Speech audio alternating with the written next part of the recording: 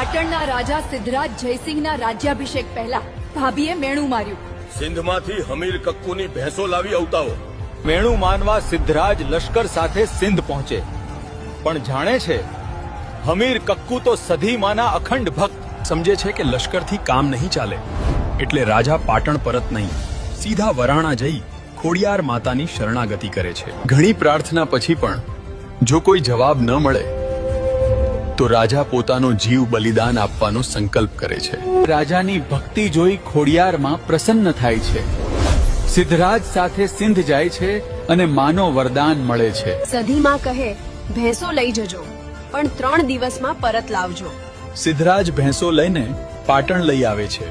આય પૂરો થાય છે, ભેંસો પરત નથી જતી.